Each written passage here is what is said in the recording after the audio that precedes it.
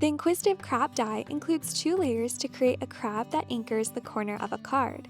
Tape the outline die to the corner of your cardstock to cut the base layer. Then align and trim it to match the top layer. Just like our happy crabs, you can ink blend the layers in any shade you'd like. To keep the eyes clean, you can tape off the area before blending. If you're using colored cardstock for the base, we've included 2 sets of white eye bases to help your eyes pop. One of the eye pieces has a flat bottom, making it easy to tell which one goes where. For ink blending over die cuts, we recommend using a silicone surface, like the Waffle Flower 9x12 media mat shown here. Place the crab at the corner of your card or try a smaller panel like this square for a more dramatic look. It looks great over any coastal scene, like it's photobombing your card. We hope you enjoy this die as much as we do.